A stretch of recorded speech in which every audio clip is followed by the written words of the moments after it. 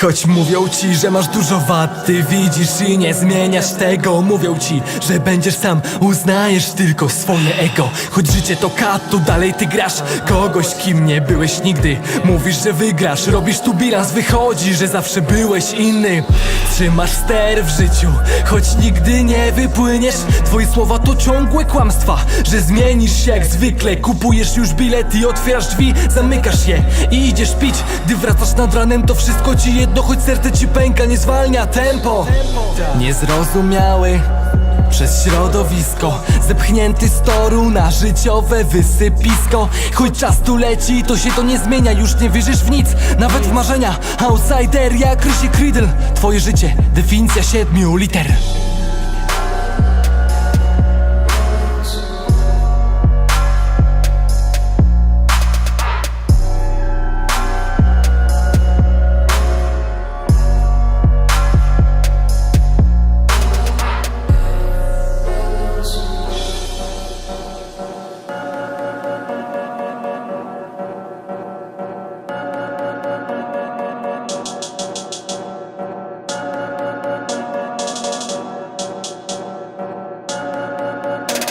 Pisałeś plan życia i ja to widziałem, ale gdzieś schowałeś pomiędzy regały. Czujesz się jak tako, bo mówią, że hipstery chyba tak jest, bo nikt nie rozumie przemyśleń. Ciągle z twarzą niewyjściową, obrany cel, choć nie wiesz po co. Nie liczysz słów, ważniejsze emocje, choć wiesz bardzo dobrze, że liczyć jest prościej. Nie lubisz hierarchii i podporządkowania.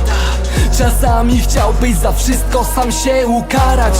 Miewasz bezsenność, gdy myślisz o niej, ale dobrze wiesz, jesteś dla niej jak ogień i trzymasz jej zdjęcie gdzieś blisko przy łóżku. I ono jest przedmiotem niepohamowanych uczuć. Choć ciągle czujesz ból tu, to idziesz dalej. Chciałbyś zamknąć się nie na próbę w pokoju bez klamek. Stawiasz wysoko poprzeczkę, będąc hobbitem. Moje życie, definicja 7 liter.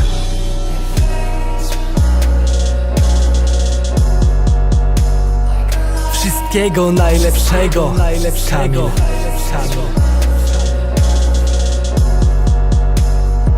Wszystkiego najlepszego.